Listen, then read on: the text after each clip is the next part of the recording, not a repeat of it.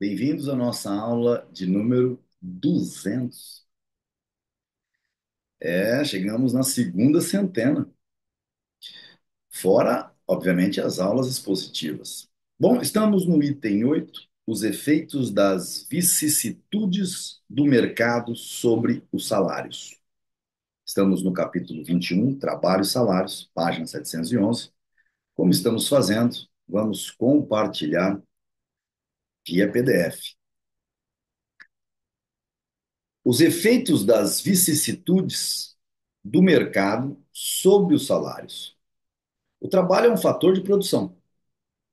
O preço que o vendedor de trabalho pode obter no mercado depende das circunstâncias do mercado. Perfeito? Mais consolidado que isso, não tem jeito, né? A qualidade e a quantidade de trabalho que um indivíduo está apto a fornecer são limitadas pelas suas características inatas ou adquiridas. As habilidades inatas não podem ser alteradas por meio de uma conduta que tem esse propósito. São a herança do indivíduo, que lhe foi legada pelos seus ancestrais no dia do seu nascimento. Ele pode fazer bom uso dessa dádiva, cultivar os seus talentos e evitar que se esvaneçam prematuramente, mas não pode ultrapassar os limites que a natureza impôs para as suas forças e para a sua habilidade. Pode revelar um maior ou menor talento para vender a sua capacidade de trabalho pelo maior preço possível nas condições vigentes no mercado. Eu mesmo não tenho talento nenhum. Mas não pode mudar sua natureza de forma a ajustá-la melhor para as circunstâncias do mercado. Pode considerar-se um sujeito de sorte se as condições do mercado forem tais que as suas aptidões sejam esplendidamente remuneradas. O fato de que seus talentos inatos sejam altamente apreciados por seus contemporâneos depende da chance e não do mérito pessoal. Greta Garbo teria ganho muito menos do que ganhou se tivesse vivido 100 anos antes da era do cinema. No que concerne aos seus talentos inatos, ela está na mesma posição de um fazendeiro cuja fazenda pode ser vendida por um preço elevado, porque a expansão de uma cidade próxima converteu-a em área urbana. O dono de um loteador, de um loteamento, de uma loteadora. Nos estritos limites de suas habilidades inatas, a capacidade de trabalho de um homem pode ser aprimorada por meio de treinamento para a realização de determinadas tarefas. O indivíduo ou seus pais fazem despesas com um treinamento a fim de adquirir a aptidão necessária para a realização de certos tipos de trabalho. Quantos pais não se sacrificaram para formar filhos engenheiros, filhos médicos, filhos veterinários, dentistas e tudo mais? Essa aprendizagem e esse treinamento aprimoram algumas características do indivíduo, fazem dele um especialista. Todo treinamento especializado aumenta o caráter específico da capacidade de trabalho de um homem. O trabalho e a preocupação, a desutilidade do esforço feito para adquirir uma habilidade especial, os ganhos não realizados durante o período de treinamento, os gastos incorridos, tudo isso o homem suporta na expectativa de que um futuro aumento de seus ganhos compense esses inconvenientes. Quantos pais não gastaram fortunas para formar seus filhos engenheiros, médicos, advogados, administradores e tudo mais, nessa expectativa? Tais dispêndios são um investimento e, consequentemente, uma especulação. E esse é o ponto-chave. Tais dispêndios são um investimento. Se é investimento, é especulação. Não se pode ter certeza. Que tenha valido a pena fazê-lo ou não, depende da futura configuração do mercado. Só a partir de então será possível dizer se o investimento deu lucro ou prejuízo. Ao se treinar o trabalhador para se tornar um especulador, ao se treinar, o trabalhador se torna um especulador e um empresário. E quando o governo faz investimentos, né, aumenta, igual aconteceu em 2009, já expliquei, Minha Casa Minha Vida, FIES, faz com que o crédito fica fácil para determinadas pessoas que se tornam ricas. Os donos das universidades ficam muito ricos, né? E aí o cara faz uma dívida para se treinar, formar engenheiro, formar advogado.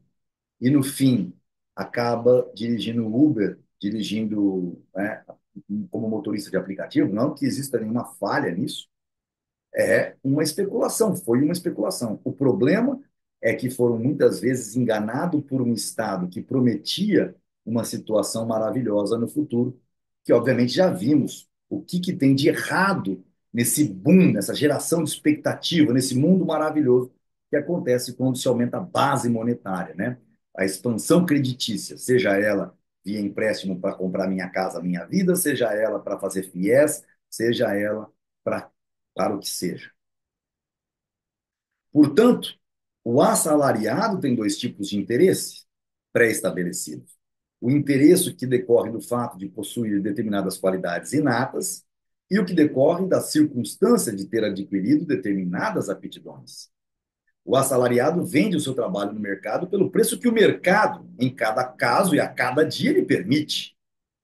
Na construção imaginária da economia uniformemente circular, a soma dos preços que o empresário tem de pagar por todos os fatores complementares de produção deve ser igual, levando-se devidamente em conta a preferência temporal ao preço do produto. Numa economia real, que está dizendo aqui, Mises, é de forma que, supondo que todo mundo já esteja muito concatenado com a construção imaginária da economia uniformemente circular, está dizendo, olha, a soma da máquina, dos materiais, do trabalhador, de tudo, já está definido, né? Numa economia real, as mudanças no mercado provocam diferenças entre essas duas grandezas. Os lucros e perdas daí decorrentes não afetam o assalariado, recaem exclusivamente sobre o empregador. A incerteza do futuro só afeta o empregado no que diz respeito aos seguintes itens. Outra coisa interessante: eu vou de amarelo e aqui eu vou de azulzinho, como eu tenho feito.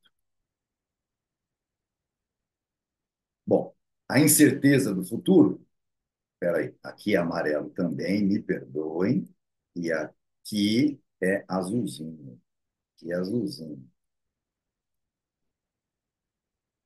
A incerteza do futuro só afeta o empregado no que diz respeito aos seguintes itens. Primeiro, os dispêndios em tempo, desutilidade e dinheiro efetuados para o treinamento. Treinamento pode ser o treinamento no SESI, técnico, pode ser o treinamento dentro de uma universidade para se formar engenheiro, administrador. Isso é treinamento. Qualquer tipo de treinamento. Dois, as despesas incorridas com a mudança de residência em virtude da mudança do local de trabalho. Então, essa é uma incerteza do futuro que só afeta o empregado.